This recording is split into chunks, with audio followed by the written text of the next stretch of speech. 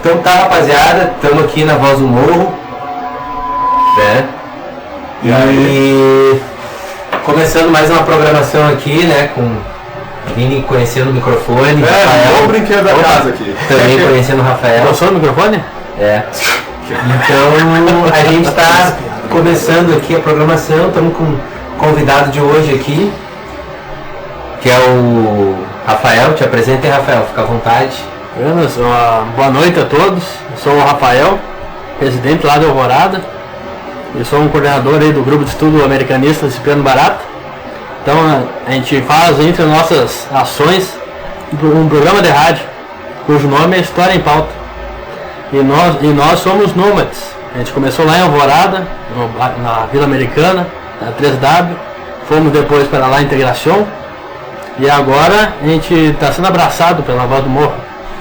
Que legal, cara. Pô, Boa a história. gente vai estar podendo abrir esse espaço para vocês. Viu que a gente está... Não sei se tu observou, a gente está há poucos meses transmitindo aqui, né? Eu vou te contar um pouco a história que eu acho que você não lembra, né? A gente já estava praticamente, ia fazer quase 2 anos que a gente não transmitia, né? Mas não é que a rádio não estava funcionando, é que na época a gente estava meio que buscando a construção de um grupo de comunicação maior do que a rádio na época se tinha, né? Essa ideia, assim. Porque a rádio sempre funcionou e tal, né? Mas a gente chegou uma hora que a gente queria fazer parte de uma coisa um pouco maior. Até porque, devido a tudo que aconteceu desde 2013 para cá, né? Acho que a configuração do nosso país politicamente mudou bastante, né? Então a gente também teve que se adaptar a essa nova forma tanto de fazer política e como de interagir mesmo, de fazer esse trabalho social que a gente faz aqui, né? Que é o trabalho de comunicação. E então a gente parou para pensar um pouco, né? E ver como é que a gente podia montar um grupo um pouco maior, no caso um grupo de comunicação. Então a gente ficou esse tempo mais ou menos não transmitindo no morro, mas a gente não acabou exatamente ficando parado, assim. A gente teve uma tentativa de abertura de rádio. Na verdade a gente conseguiu fazer a rádio funcionar no Parque dos Mares, né? E depois teve alguns problemas que a rádio não conseguiu funcionar, ter uma funcionalidade operante, assim. Eles funcionaram um tempo e depois não conseguiram mais funcionar. E a partir de julho agora, né, maio, julho, que a gente retornou com a rádio com uma nova formatação também, com um novo espaço aqui que você está vendo. A rádio funcionava mais no outro espaço ali perto da garagem, né? E então a gente está ainda em processo de adaptação e se adequando, né? Porque também a gente está fazendo esse processo de divulgação da rádio, o pessoal está se aproximando, está conhecendo, como vocês, né? Sim. Que estão aí agora podendo se somar com a gente. De repente a gente não sabe muito bem o horário. Essa questão da grade ainda a gente está arrumando, né? Não está ainda certinha, porque as pessoas também estão chegando e a gente está vendo como é que a gente pode fazer esses horários ficar dinâmico, né? Como é que pode funcionar melhor para todo mundo. Então dentro disso, acho que a tua iniciativa aí, vocês já tinham um trabalho lá na Integração, tem um companheiro Cris, não sei se tu chegou a conhecer, Cris Castro. Sim, lembro, né? Um companheiro nosso também que faz rádio com a gente já há bastante tempo, só que ele faz rádio na Integração. E vai ser um ano bem legal, cara. Você está podendo estar somando com a gente aqui aos domingos, né? Aos domingos, a nossa ideia, né, cara, é abrir espaço para sábado e domingo. Sim. Né? Como grade, né? Era legal mesmo, a nossa pretensão é essa, mas como eu disse, é a pretensão. Ainda a gente tem que organizar a casa e ver como é que as pessoas podem se somar nesses programas e realmente fazer o programa funcionar, né? Porque às vezes também um programa que começa, logo já termina, né? O pessoal às vezes acaba desistindo por vários problemas, né? Então a gente acha que primeiro vamos fazer essa grade no domingo realmente ficar redondinha, e aí posteriormente a gente vai poder estar abrindo espaço para sábado também, né? De repente a gente vai conseguir voltar a funcionar sábado e domingo como a gente funcionava alguns anos atrás, né? E da tua experiência de rádio, assim, o que tu tem para nos dizer aqui da nossa rádio, né? Qual é a primeira impressão que está ficando? A rádio anterior que a gente participava era uma web rádio e web TV ao mesmo tempo. Então tinha a imagem e o áudio. E isso meio que incomodava um pouco. A gente tinha preocupações outras que não era apenas o conteúdo. Então a gente tinha preocupações também com a imagem.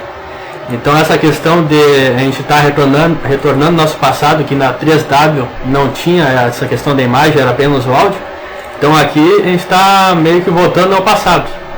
Então seria muito agradável para nós, né?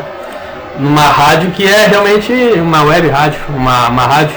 Sim. Que não é uma TV, não é uma mescla de um e outro. Então é uma coisa mais específica que nos agrada mais. E só lembrando que o programa de rádio, que a gente vai começar agora, semana que vem, vai ser feito por mim, Rafael, e também pelo colega Fábio Melo, que é um colega historiador aí, militante também, que sempre esteve lado a lado comigo no Fala em Pauta. Então esse espaço aqui tá sendo muito aconchegante, muito agradável. Cara, eu me lembro do programa de vocês, não vou me lembrar de todo mundo, mas eu me lembro do grupo de vocês ali, da história e tal, né, que a gente fazia parte. Mandar um abraço pro Cláudio também, que estiver ouvindo, que era um cara que, na real, sim, meu primo. Teu primo. Que estudava com a gente, acho que tu chegou pra conhecer ele. Sim, foi colega dele. Foi colega do Cláudio também. E eu me lembro que tu colava com aquela rapaziada ali, uma galera boa. E aí eu acompanho o trabalho que os guris fazem no Fato Histórico, né? Que aí geralmente no Facebook eles têm uma página e acabam, a gente, no caso, eu acabo olhando por ali, assim, né? E me lembro que tinha o programa de vocês, assim, mas escutei poucas vezes também, assim. Né? Porque aí depois, acho que vocês, quanto tempo vocês pararam de fazer o programa da integração já? Faz cerca de 2 meses, mais ou menos. Nós estamos sem fazer programa. Sim. Então é mais ou menos assim, né? Eu acho que a gente pode ver como é que a gente pode somar aqui, né? Com O certeza. trabalho de vocês e a divulgação também desse espaço para aquela galera ali, acho que vai ser uma boa, assim, o pessoal pode vir aqui, se agendar, né? Acompanhar o trabalho de vocês também, né? Sim, tentando fazer um trabalho com o máximo de participações possível, Sim. né? Trabalho mais coletivo possível. E mais ou menos conta pra nós como é que é a pauta do programa de vocês, como é que mais ou menos vocês vão falar, assim. Olha, nós somos limitados ao espaço geográfico do continente americano. Então a gente aborda a cada programa um assunto localizado nesse espaço. A gente já fez programas sobre a sociedade incaica, sobre os astecas, sobre a escravidão das charqueadas. Tem esse cunho histórico, então, assim. Tem cunho Fala uma histórico. história mais da América Latina, Sim. na prática. Enfatizando a América Latina e relacionando com a educação e com política. Sim. A gente já foi assunto nosso o assentamento 20 de novembro, também a ocupação no Lanceiro Negro, também o movimento de mulheres Olga Benário, pautando a Olga Benário, né? E também alguns conceitos como trabalho, democracia. Nosso primeiro programa foi sobre democracia. A gente historicizou a democracia. Não apenas a democracia liberal, né? Outras formas democráticas também existentes e outras a serem construídas, né? Então o nosso foco é sempre a história da América Latina, principalmente a América Latina, mas também o Império do Norte lá de cima, né? Sim. O continente americano, que o nosso foco, nós somos um grupo de estudo, estuda a história da América. E esse programa História em Pauta é uma das nossas ações. É uma forma de fazer uma reunião de estudo aberta, gratuita, né, com o máximo de participação possível. Sim. Se eu entendi, vocês levam em consideração então a história da América. Sim, esse é o nosso limite.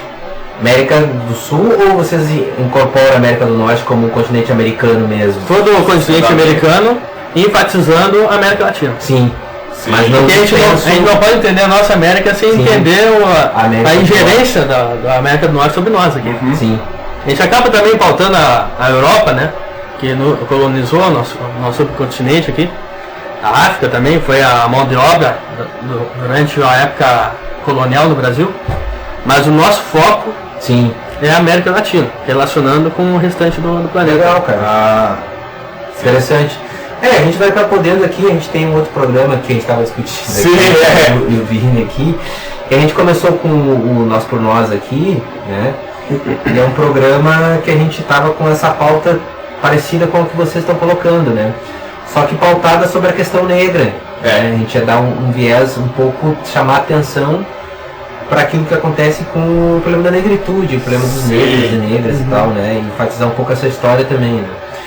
E a gente tem um outro programa aqui na rádio, que é um programa Papo Preto, que tem já essa temática. Sim. Né? Então a gente vai ver como é que a gente pode se somar, provavelmente, dentro desse programa. De repente eu vou participar e o Vini também. De repente a gente vai ter esse espaço agora das 7 às 9. De repente o Vini vai continuar tocando como programa musical, né? Sim. E aí esse espaço mais político a gente vai utilizar nesse programa que é à tarde, seria, acho que é das 3 às 5. Sim. Né, que a gente vai começar a fazer. Então a gente praticamente teve uma reunião na rádio, pena que você não pôde participar. Mas nas próximas estarei presente. Mas as próximas, como você mesmo disse, vai poder estar presente, tá bom, né? Mas seja bem-vindo. E aí é isso, cara. Acho que tu tá sendo bem-vindo aí, que você conhece há mais tempo e tal, né? Colega, professor da também, história, de história, né? Tá nessa peleia aí também, né? De não te chamaram também pro concurso, Pois né? Passou e não foi chamado. Nós estamos na vigência aí do pior governo da história do Rio Grande do Sul. Não sei se os amigos concordam. Cara, eu concordo porque se acumulou muita coisa, né? E aí eu acho que agora é uma sujeira que não tem mais como esconder, né? Aquela coisa que foi colocada debaixo do tapete. Acho que os problemas praticamente a gente sabe de onde é que veio e por quê, foram determinadas apostas que a gente fez, né? Como sociedade, como aposta coletiva. Sim. Né? E que esses limites estão dados hoje, né? A gente vai ter que se reorganizar para levar as coisas para um outro sentido do que esse que está indo, né? Ou a gente vai ter que se organizar para ter força para, né, praticamente tirar, podemos falar a nível nacional, né, ou até latino-americano. Sim. Né, é um destino que foi colocado para nós, né, está sendo colocado, e vai da gente se organizar para tentar negar esse destino, né, que é uma situação subalterna, como você mesmo colocou, né, dependência colonial, né, colonial, que ainda isso é muito forte, então são problemas que a gente vai ter que se reorganizar de forma um pouco diferente do que a gente se organizou até agora, né? E as propostas que a gente tinha para amenizar esse problema, parece que todas chegaram a um determinado esgotamento. No limite, né? A governabilidade chegou ao limite. Então a gente vai ter que se operar de outra forma. Eu acho que a rádio aqui ela é um grande areia, a gente poderia dizer, né? Para tentar abrir esse espaço para as comunidades, né? Porque no fundo a gente, não sei se você também acompanha essa questão da comunicação, né? No Brasil e principalmente nos meios de comunicação, as relações de força que envolve essas questões, né? E aí não teria como falar dos meios de comunicações tradicionais, né? Que seriam a Globo e outros grandes meios e veículos de comunicação, né? Que na realidade funcionam como uma indústria, né? Então é um pouco complicado a gente ter esse tipo de formato, sendo que a comunicação a gente tem garantido na Constituição que é um livre-arbítrio que todos têm o direito, né, a ter esse mecanismo, né, e a gente sabe que isso não tem acontecido, né, na real o que acaba acontecendo é que as pessoas de alguma forma acabam pensando, sonhando, né, com os estímulos que a grande mídia acaba colocando, então essas pessoas acabam dependentes desses estímulos, né, do que elas devem acreditar, do que elas devem comer de noite, do que elas devem sonhar de noite. Sim. Né? Então isso é um problema que a gente, né, o meio de comunicação, eu acho que enquanto ele tiver da forma como ele está colocado, que ele está centralizado, né, ele não é descentralizado, vai ficar um pouco difícil da gente até construir pautas mais reivindicativas, né, no sentido de aflorar lutas que sejam mais dinâmicas na sociedade, né? Parece que tem uma parede que vai e bate, né, e volta. Talvez eu possa usar como metáfora a questão do latifúndio. Sim. Também para a comunicação, né? Que é cada vez mais monopolizado. Um bom exemplo. E aí não sei bem, que tu, rapaz aí, a gente de uma geração um pouco anterior, eu acho que é importante pra gente se pensar, né? Porque pertence a uma geração, por exemplo, né, que só viu um governo de esquerda no governo praticamente, né? Né? Sei lá, com 10 anos eu já estava eleito, já nasceu nessa geração. Sim. Então quem se coloca numa postura não vinculada a uma vinculação de esquerda, né, tem todo um romantismo em relação à direita, né? E que aí a bola da vez agora, a novidade é uma espécie de ser direita, como se a direita nunca tivesse existido antes, né? Como é que tu pensa isso? Porque de repente você não vê também por esse viés, né? Como é que tu enxerga? Não sei, olha, olhando o quadro político do Brasil, pra mim o que está ocorrendo, na verdade, que eu posso dizer, é um surto. Surto que eu diga, um surto que até então eu nunca tinha visto, como você disse na minha geração, que essa questão da extrema-direita está tão forte quanto agora. Vocês estão vendo aí. É só vocês olharem o cenário político, tipo, vocês olharem como o governo Temer está agindo agora, que está cortando coisas atrás de coisas, como por exemplo, ele está ameaçando a cortar programas sociais também, que ele disse que no seu programa de governo, um dos objetivos dele é privatizar tudo, de certo modo. E ele está começando a fazer esse estrago direto, sabe? Seja na educação superior, ensino fundamental, médio, enfim, em todos os campos também essa privatização. E para mim só falta essa questão do executivo tá totalmente tomada, no caso aqui do cenário brasileiro político, pela direita, para que a gente viva normalmente uma ditadura mais indireta ainda, o que já é, que eu acho pior ainda, que é o que está ocorrendo por enquanto. Mas a gente tem que ver mais como é que vai rolar essa história aí, né? E aí tem que ver como é que vai desenrolar também esse tribunal do impeachment. Como é que tu tá vendo? Olha só, eu tenho uma preocupação que a direita, ao meu ver, está numa posição muito fácil. Por quê? Porque o governo petista, embora tivesse feito alguns avanços, não abandonou o liberalismo, né? Quem grita contra o golpe é contra a força do liberalismo puro sangue, das forças fascistas, que estão mais à mostra agora com esse projeto da Escola Sem Partido. E quem é de esquerda se vê na obrigação de defender o liberalismo, que é a nossa Constituição Liberal de 88. Então a direita está numa posição muito cômoda.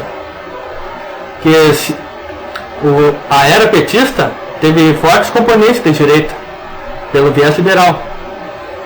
Então eu acho que a hegemonia cultural brasileira não é a esquerda, não é o marxismo cultural, é sim a direita.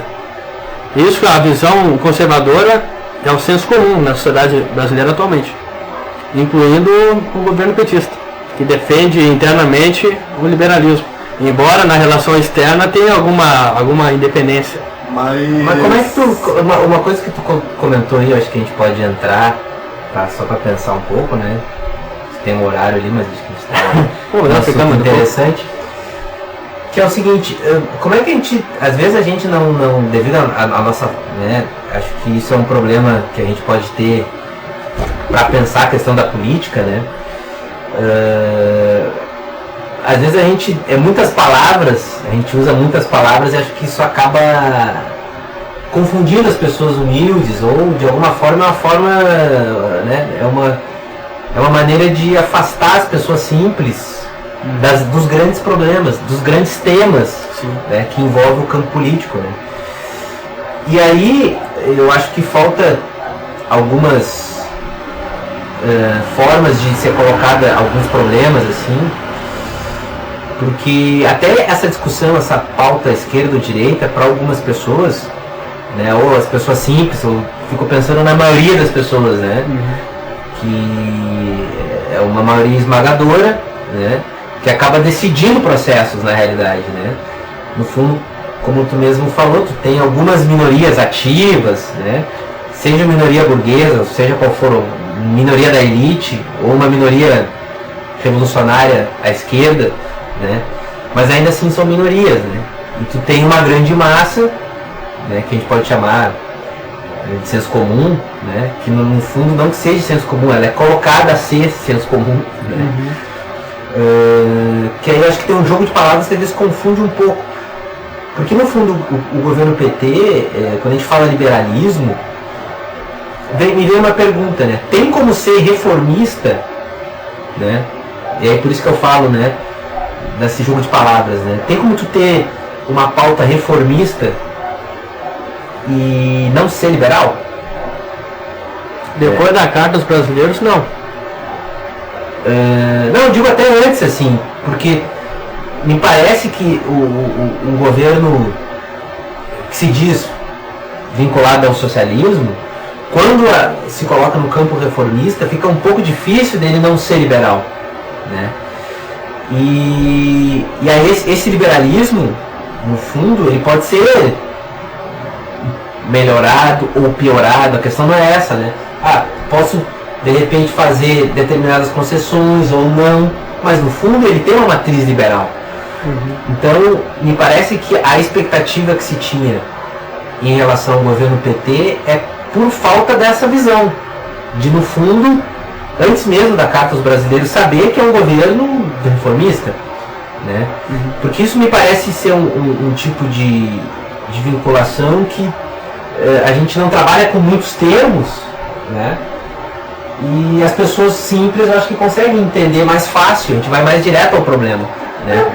Porque aí a gente pode pegar e dizer, bom, então o problema é os limites de um governo reformista, né? Porque ele não tem como deixar de ser um governo que, se ele é reformista, ele tem que ter uma pauta liberal, não tem como ter um governo reformista sem discutir a questão do liberalismo. Isso o liberalismo eu estou dizendo desde o clássico, desde o formado no século XIX até agora, né?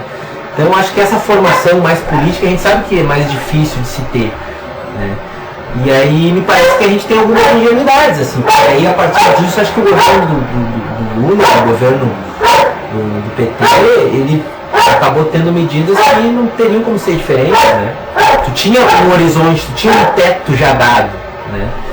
E aí é óbvio que não é entrar no processo de culpabilidade, de dizer quem é culpado ou quem realmente tem mais razão, a questão não é essa. A questão é a gente amadurecer politicamente para não precisar ser ludibriado, vamos dizer assim, 10, 15 anos, coisas que a gente pode resolver, ou pelo menos imaginar e pensar determinados conceitos que são importantes, né? Que até ajudam a população também, né? Então a gente tem uma discussão muitas vezes na mídia, né, que é só pautada em cima de discussões que para as pessoas assim, não fazem muito sentido na sua realidade, né? Então às vezes discutir hoje, né, isso que você falou, né, que é uma coisa que estão se discutindo, né? A direita ela está muito à vontade, como tu mesmo falou, porque parece que não tem uma saída a não ser uma saída liberal, né? E aí o nosso liberalismo é uma discussão também, né? Porque a gente vai privilegiar um liberalismo no sentido europeu ou no sentido americano? É uma discussão que a esquerda até então não tem feito, né? O que faz mais sentido para nós como liberalismo brasileiro, né? É uma discussão que não se tem também. Porque um partido representativo, como o PSOL, é um governo reformista, é um governo democrata, né? A partir do momento que tu discute a eleição, isso te faz ser um democrata, né? Então, se discutir que você tem ideais que estão além da democracia, no sentido de conquista, é meramente uma discussão de ideais de recorte ideológico que o partido tem, mas necessariamente, em prática, isso não funciona, isso não acontece, né? Ele é obrigado a entrar nesse jogo político, né, de fazer acordos, né? Não tem como tu fazer aliança política sem fazer acordo político, e ninguém faz aliança em cima de princípios, né? Para te fazer aliança, tu não faz aliança com princípio, tu faz aliança com um diferente, porque se tu vai somar com um igual, não é uma aliança, né? Que isso é uma ingenuidade do jogo político, que às vezes a gente acha que não, o cara tem um ideal socialista, mas como é que tu não vai fazer aliança com o outro no campo da política que seja socialista também, né? Tu vai fazer aliança com o diferente. Então como é que tu faz esse jogo a partir do momento que eu acho que esses conceitos não são trabalhados e acaba confundindo as pessoas, né? Eu acho que é uma forma de fazer as pessoas apostarem em coisas que no fundo, se elas soubessem, elas não apostariam. Elas teriam mais facilidade de ver esses problemas. Olha, então eu não vou jogar todas as minhas fichas nesse projeto como se fez. Praticamente, né, a gente tem muitas perdas porque todo mundo apostou num tipo de projeto só. Então o próprio movimento negro, né, apostou todas as suas fichas nisso, né? Então as perdas que o movimento negro está tendo, né, também vem de uma interpretação estratégica da realidade no campo da conjuntura. E isso, se tu escolhe mal, se tu, né, faz uma análise errada, com certeza tu erra na política, né? Uma análise certa não garante que tu vai acertar na política, mas obviamente com uma análise errada tu vai errar na política. Então é muito mais consequência de um próprio descuidado desse jogo todo político que se apresenta aí, que a gente não está sabendo às vezes, e aí, né, não é acusar ninguém, mas a gente não tá conseguindo entrar nesse jogo com as regras que o jogo impõe, né? E isso acho que é um problema que tende só a piorar devido a uma palavra que o Vini utilizou, assim, que acho que é uma palavra boa, que é esse surto, né? Eu acho que tem uma grande parte da esquerda que está surtada mesmo, assim, não consegue ver a realidade. Né? A perseguição aos professores, né, que dão opinião em sala de aula é um surto, é uma coisa que está acontecendo agora. E como é que tu resolve esse problema, né? Eu digo no sentido de que essas grandes questões, essa grande massa, a partir do momento que está numa vinculação de crise, até de emprego mesmo, de ter uma desqualificação na questão do emprego, e a gente sabe que as pessoas mais pobres, se não tem nem o que comer, não vão filosofar, né?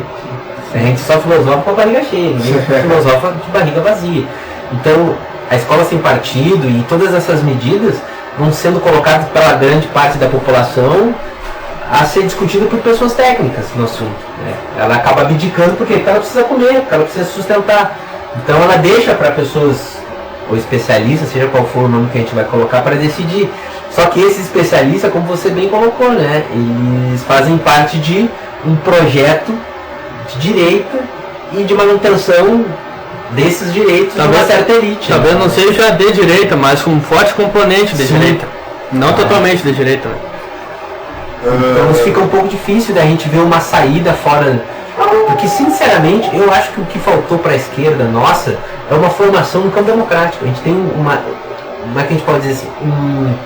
Devido à nossa influência europeia, e aí eu acho que essa questão da América Latina que vocês trabalham é importante se ter esse olhar, porque a gente tem muita pauta de esquerda no nosso país em cima de uma matriz europeia. Só que a realidade europeia ela está muito longe da história nossa do Brasil. Seria muito mais interessante e seria muito mais honesto, como vocês meio colocaram também, e é uma coisa que eu também acabo discutindo, se pensar os Estados Unidos no sentido de um país miscigenado, um país que tem o mesmo tamanho que o do Brasil, um país que tem conflitos raciais de pessoas que fundaram aquele país, que são negras, né, que lutaram em suas revoluções, que fundaram os Estados Unidos e não são reconhecidas como tal, né, do que a Europa. Porque a gente não pode dizer que, né, índios e negros fundaram a França como país, como nação, como Estado-nação, e nem a Inglaterra, muito menos a Alemanha, nem a Itália. Então, tu olhar para os Estados Unidos nesse sentido, faz muito mais, né, tem muito mais sentido para nós aqui, que a discussão, por exemplo, de cotas não é um problema europeu. Eles não estão aceitando os africanos, e outra, o número de negros que tem na Europa, né, eles têm muito mais um problema com a imigração islâmica, né, de inclusão da cultura islâmica e cultura árabe na sociedade europeia, do que a cultura negra, né? Então, às vezes a gente fica discutindo questões, né, ou por exemplo, uma esquerda francesa, né, ela vota muito mais numa direita porque ela quer fugir da imigração africana. Então ela vota, embora ela seja de esquerda, ela vota em partidos, né, de direita porque garantem, né, a não intervenção de pessoas que não são europeus, né? Então uma estratégia de esquerda fazendo isso na França. Quer dizer, isso é um problema que a gente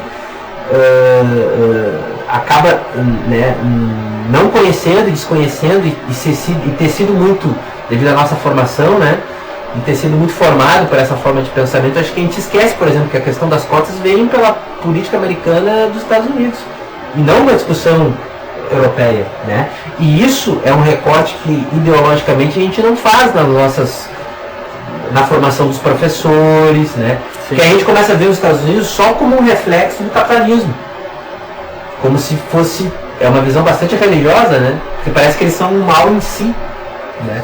E não, povo é povo em qualquer lugar. O povo americano é povo em qualquer lugar. Tem os quadrinhos negros, né, para comprovar a tua tese, né?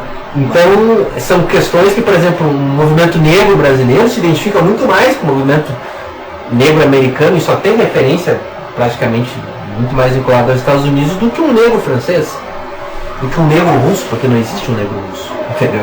Sim. Não existe um revolucionário russo negro, né?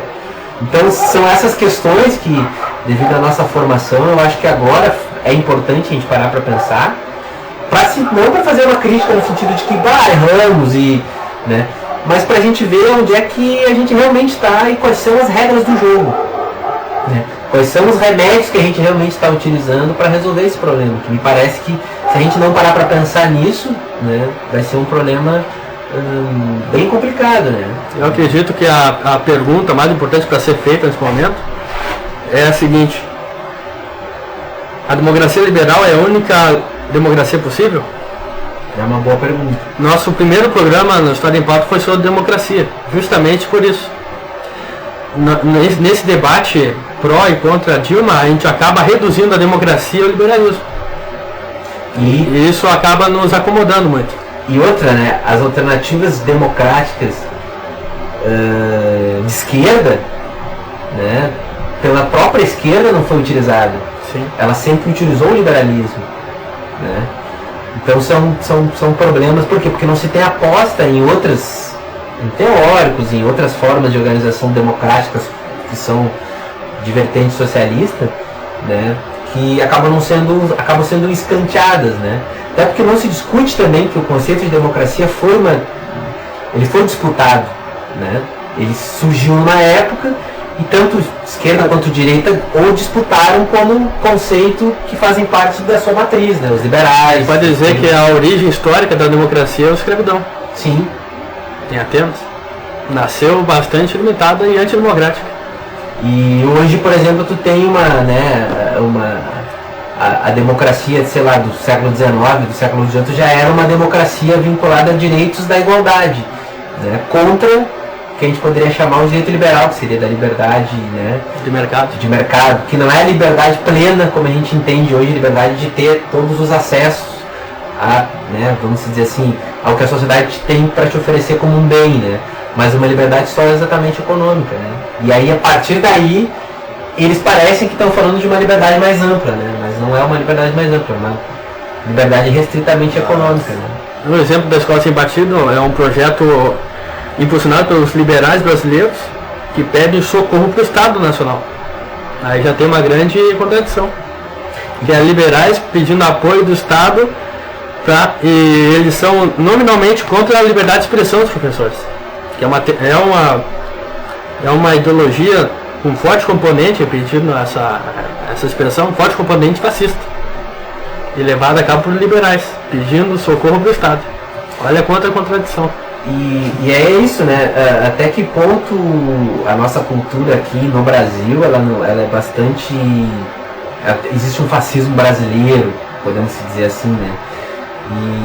E seria importante a gente trabalhar isso de forma mais conceitual mesmo, pegando o exemplo que aconteceu lá fora, mas trabalhando de uma forma aqui um pouco diferente do que lá na Itália aconteceu naquele período lá. Pra gente realmente se dar conta que no fundo a gente é bastante fascista no sentido que a gente é bastante autoritário, é uma construção bastante violenta e autoritária desse país, né? A política se faz no campo autoritário, e se ela se faz no campo autoritário, ela está muito próxima do fascismo. Eu concordo contigo no seguinte ponto, é que nenhum de nós, a gente não pode fugir da nossa sombra. A nossa sociedade se organiza de uma determinada maneira. A gente não pode deixar de se organizar dessa maneira, estando dentro dessa organização. Como tu mesmo falou, não tem como fazer uma luta partidária política sem ser em alguma medida liberal. É uma coisa que a gente vê como um problema, né? E aí... Mas é um dado. É um dado que se a gente não parar para pensar nele, a gente acaba fazendo essa coisa de não sair desse moinho, né? Porque parece que a gente está sempre perdido, né, comendo a cobra comendo o rabo, assim, né? E aí é isso que eu acho que é o que falta, né? Essas grandes questões são vistas como secundárias. Então a maioria da população acaba nem participando desse debate, acaba nem pensando dessa forma, porque isso não é discutido, né, em cima de um projeto imediatista do voto, da política do voto, né? Então a única discussão que a gente faz politicamente do campo reformista, pelo menos que se faz, é a discussão do voto. É a única discussão que tem. Não existe outra discussão. Aí se relaciona com aquela pergunta. Se reduz a isso só. Será que a democracia única possível é liberal representativa? Ou uma outra democracia direta é possível também? Porque se teve e se tem, vamos dizer, pessoas que se pensam nisso na esquerda, como a gente poderia chamar, na esquerda mais radical, seja qual é o termo que a gente possa usar, né? Mas quando esses governos pautados pelo voto chegam no poder, eles nunca podem usar essa prática de uma democracia que seja construída de forma mais direta, né? Eles acabam sempre utilizando o liberalismo econômico, né? E aí é a grande vantagem da direita, né? Porque ela fica só observando isso e sabe que não tem um outro caminho. Voltando na minha ideia, que está em uma posição cômoda. Ela está numa posição cômoda. Então ela sabe que um dia não ia precisar do Lula mais, né? Né? Então ela só estava esperando um grande momento, né? De que agora ela não precisa mais de um partido como o PT e outra. O PT é uma espécie, agora representa uma espécie de ameaça de direitos civis, de direitos, né, que a gente poderia chamar até constitucionais, né? Porque esse dia eu estava ouvindo um economista falar, que eu acho que ele falou bem, um problema que também eu vejo assim, né? As grandes pautas ninguém discute. Devido à forma como a gente está organizado, como tu mesmo falou, né? A sociedade, a economia, esse projeto, essa aliança socioeconômica que a gente tem organizado nesses últimos 20 anos, podemos dizer assim, né? Desde a nossa última Constituição, a gente não tem como cumprir a Constituição que a gente mesmo inventou, que é a Constituição de 88. Então esse é o grande problema. A discussão se isso vai ser reduzido à esquerda, ou esses projetos não vão ser cumpridos à esquerda ou à direita, como mesmo a gente teve no governo Tarso a não aprovação do direito do salário dos professores não ter sido cumprido. Então a ideia de não cumprir a Constituição, né, ela está tanto no campo da direita quanto da esquerda, né? Por quê? Porque a forma que a gente está organizado socialmente hoje não deixa existir uma Constituição daquela como a gente fez em 88, e a gente não consegue garantir aqueles direitos. Será que a gente pode considerar a nossa Constituição utópica? Não diria utópica, né? Porque ela, a princípio, ela... Por não ser possível usar ela não é possível agora, né? Ela não é possível agora devido aos acordos que foram feitos. Como assim? Como a utopia também, não é possível agora. É. Então, agora ela fica um pouco complicada, né? Mas, então isso que a gente fica pensando, né? Tá, mas então a gente é contra, a gente tá nesse processo de não aceitar a Constituição, de não cumpri-la, e que os governos que estão aí não estão cumprindo, e aí a gente mesmo começa a chamar esses governos de ineptos. Mas se a gente mesmo está conseguindo reconhecer que a Constituição não pode ser cumprida, né? Então eles não são ineptos, né? Eles estão simplesmente fazendo aquilo que é possível fazer, né? E a política pautada no possível qualquer um faz, né? Qualquer pessoa faz uma política do possível, né? Então eu acho que são essas questões que estão para além de um futuro bem próximo, eu acho, nosso, assim, catastrófico, assim, que as pessoas têm que começar a se dar conta, né? A política do possível, né? É fácil de fazer, tem um copo na minha frente, eu consigo te alcançar ele, né? Aqui na minha frente, né? É do possível, isso não fácil, né? Só tem um braço. Agora, a política pautada com esses ideais do possível que é o grande problema. Ela não sendo trabalhada em cima de um campo do que deveria ser, o campo que a gente pode chamar utópico de construção a longo prazo, né? Fica impossível. Essa relação, essa tensão que é complicada. Até que ponto a gente consegue organizar uma sociedade pautada em cima daquilo que a gente sabe que pode existir, né, mas não existe, né? E que a gente tem potencial para fazer ela funcionar, né? E como é que a gente faz as pessoas acreditarem nesse potencial, né? Então é por aí que eu acho que a questão está assim, né? E aí devido a esse surto da esquerda, é um surto, sim, né? É um surto psicopático, assim, tipo, que a gente consegue perceber, né, que as pessoas estão, né, surtadas, que começam os grandes problemas, que as pessoas acabam entrando de uma forma bem desigual nesse debate, né?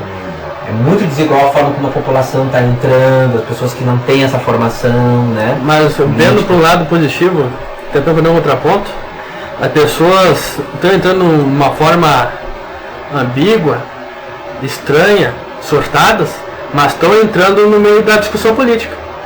Bem ou mal, a questão política está na ordem do dia, mesmo que seja numa polaridade, polarização.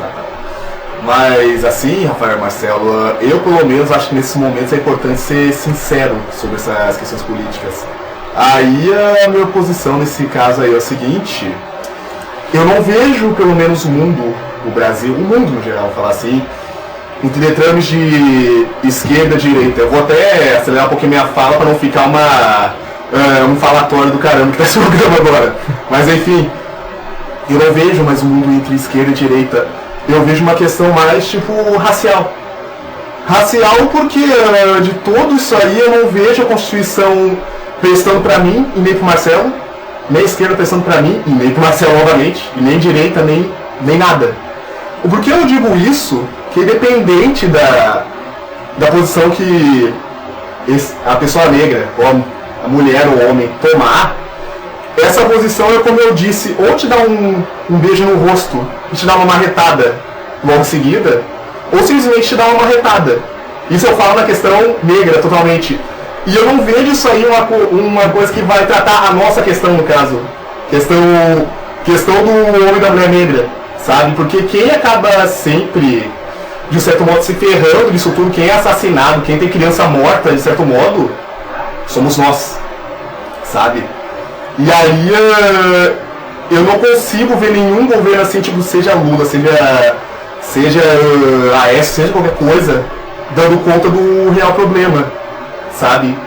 Que necessariamente, em tese, nem é pra...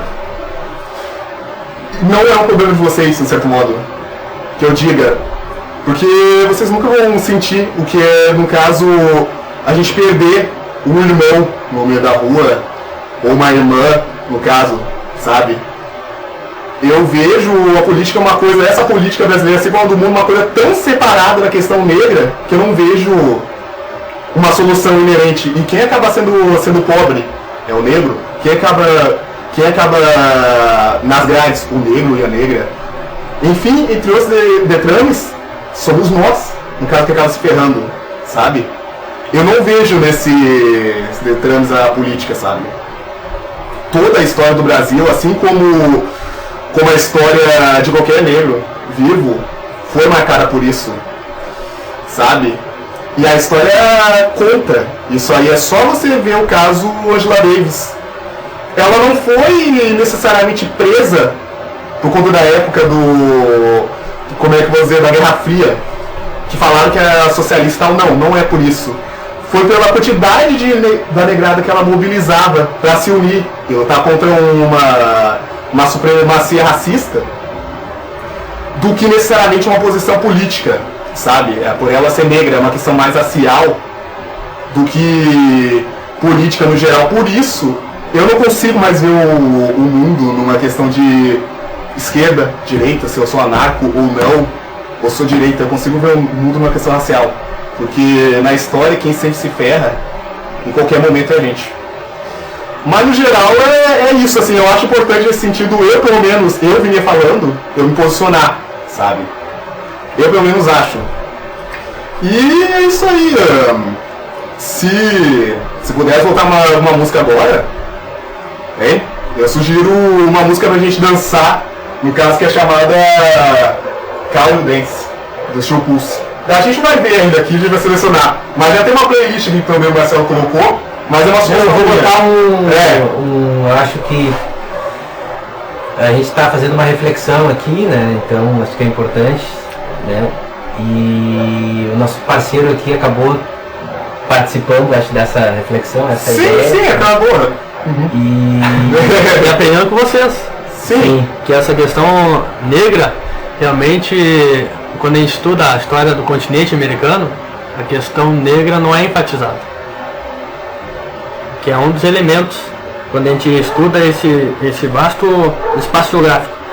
Porém, os movimentos mais importantes da classe trabalhadora, que eu chamo dessa maneira, na nossa história, foi protagonizada por negros, que foi a Revolução Haitiana e foi também a Revolução Palmarina, que são dois movimentos que a gente estuda bastante e valoriza muito, mas até serve como um aprendizado e uma autocrítica como resultado, que a questão negra, o nosso próprio grupo de estudo realmente é pouco estudado. pouco enfatizado. Mas é uma crítica construtiva que eu mesmo inspiro através de vocês e fico muito agradecido por esse alerta que vocês estão me dando. Acontece. Muito bom, cara. Muito bom. E me despedindo aí dos ouvintes. Então valeu aí a participação, cara. A ideia era realmente ter um papo curto, a gente conversar e desenvolver esses assuntos aí em outros momentos aí, né? Não vai faltar oportunidade agora. Com certeza não. Né? E nós nós somos- somos bem-vindos aí. Fiquem à vontade também para Nós somos discutir, recíprocos. trazer problemas. Nós somos recíprocos. Assim como vocês nos desafiaram, nós vamos desafiar vocês também. Até porque, né, a gente tem às vezes uma... Só para dar um gancho. Por exemplo, né? Às vezes a gente começa a competir quem é mais... Quem sofreu mais. Isso eu acho um outro problema também. Isso não leva a lugar nenhum. É óbvio que se a gente parar para pensar na questão do Brasil, quem foi os mais no Brasil tiveram as suas, como é que eu posso dizer, dizimados de forma muito mais cruel foi os índios, cara, né? Então todo mundo que está aqui não é daqui, os negros não são daqui, Exato, eles vieram da África. E os índios que são daqui, onde é que estão? Conhece algum amigo índio? Na rua da praia. Eu posso fazer Ninguém uma coisa? conhece um amigo, né? Porque essa cultura foi uma cultura, se estiver em São Paulo, por exemplo, né? Praticamente tudo em São Paulo, as ruas, né? Tudo tem um nome indígena, não conhece nenhum indígena. Mas Então são questões que às vezes a gente acaba levantando, né? E aí sim, a gente vai ter que fazer uma opção muitas vezes operativa, né? Porque é óbvio que tem vários, vamos dizer assim, problemas que a esquerda não vai resolver, que são humanos, são muito mais profundos do que simplesmente uma discussão política, né?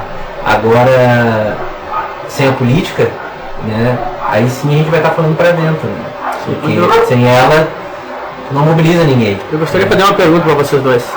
Qual foi a guerra na história mundial mais longeva, mais duradoura aqui, mais... passou por um período mais longo? Qual foi a guerra mais longa da história do mundo? Depende qual a história do mundo que a gente vai... Do Qual mundo, história você tá da falando? África, Posso estar- da África, de qualquer lugar. Todas as histórias? Isso, qual foi a guerra mais longa? A guerra mais longa aconteceu no Chile. Guerra de Arauco, por 3 séculos.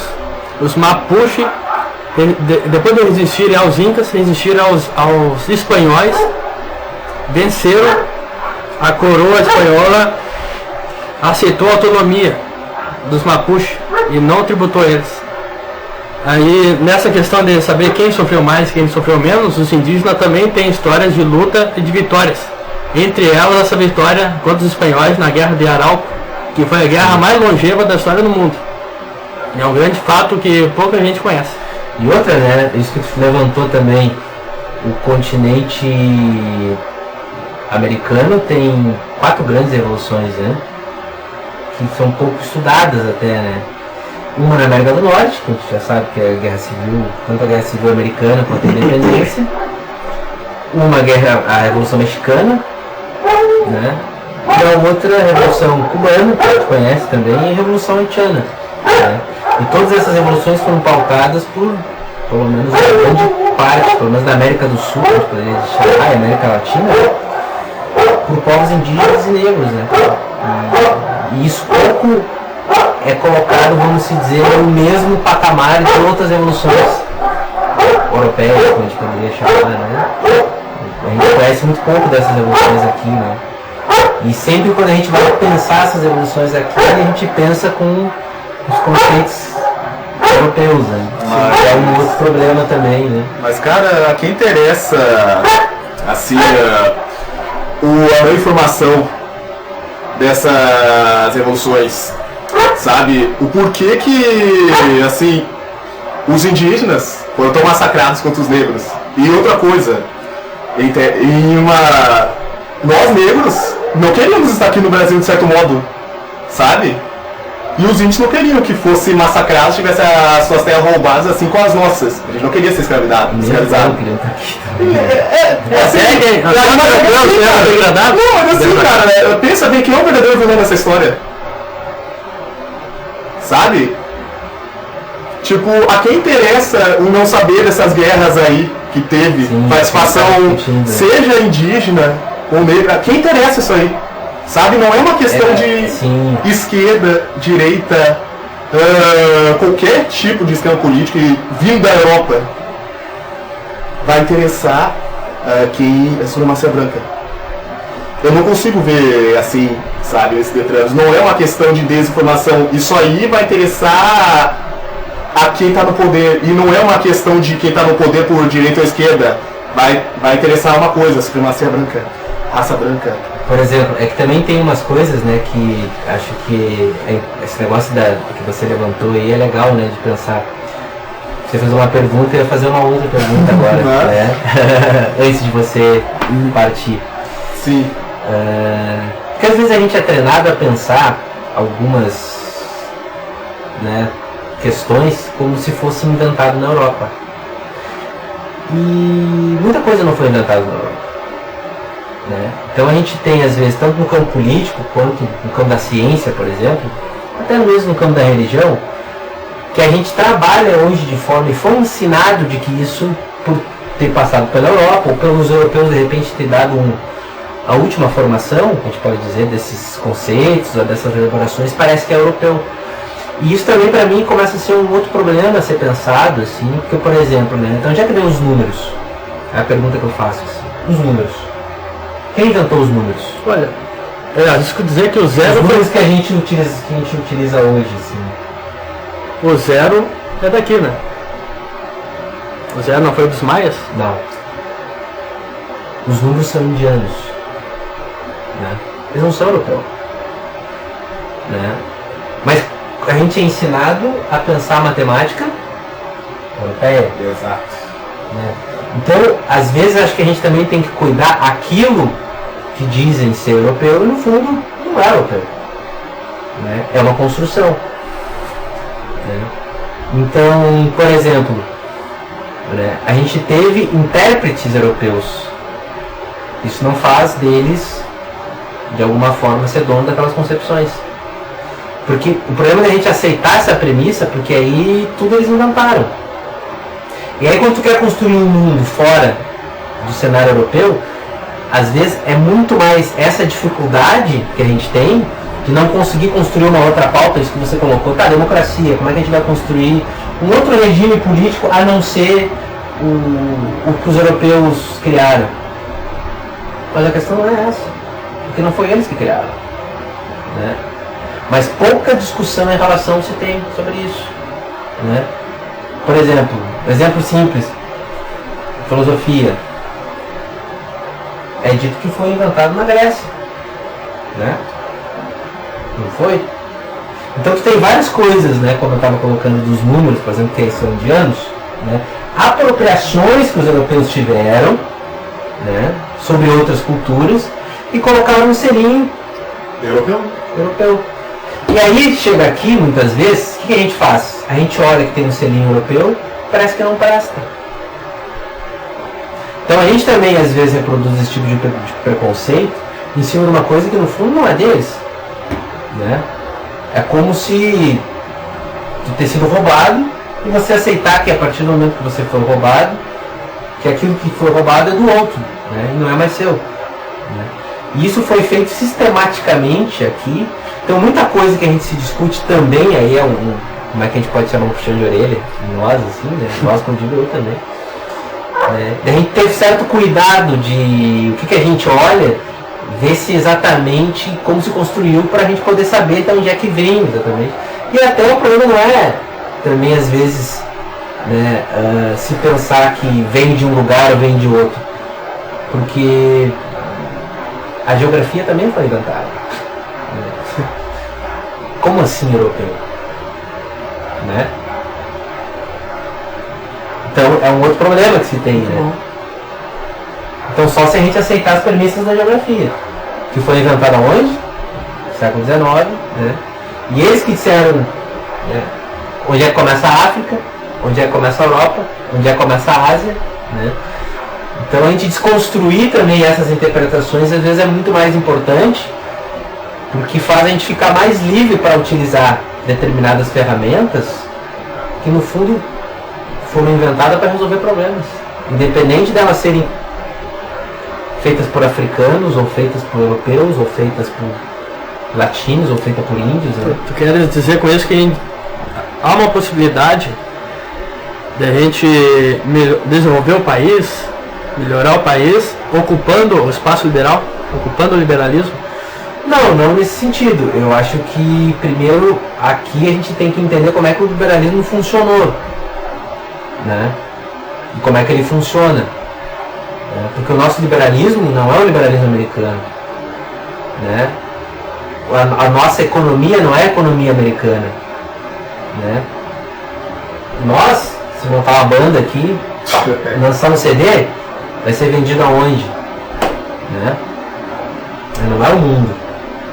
A língua portuguesa existe em quais países que ela é? Né? A língua americana, então, a língua americana ela é colocada como a segunda língua, né, no mundo. E a primeira língua estrangeira que tu tem em qualquer país. Então, a segunda língua sempre tem que ser a língua inglesa, né? Você colocou bem, né, uma coisa que às vezes a gente esquece, né? Que agora o pessoal estava discutindo a questão da saída da Inglaterra da União Europeia. Às vezes a gente esquece que o maior império em território é o Império Inglês, né? O território foi o Império Inglês, não é o Império Americano, né? Os americanos não tiveram colônias, né? A América em si não teve colônias, do Canadá até a Argentina. Então são histórias diferentes, que muitas vezes quem teve colônia foi os europeus, né? Quem prejudicou em grande parte, se dá para falar assim, né? Mas quem invadiu a Europa, quem invadiu a África não foi os americanos, né? Não foi os chineses, né? E não foi todos os europeus também, que é uma outra discussão. Não foi os suecos, não foi os poloneses, não foi os romenos. Então quando a gente fala europeu, de quem a gente está falando? Os romenos invadiram quem? Hoje, um romeno na França, na Alemanha, é visto pior do que um sul-americano. Então a gente trabalhar com algumas generalizações é complicado às vezes, porque aí a gente acaba fazendo injustiça, né, em cima daquilo que muitas vezes a gente se diz estar fazendo em nome da justiça, né? Então tá, manda um abraço aí, né? Fato histórico pra nós.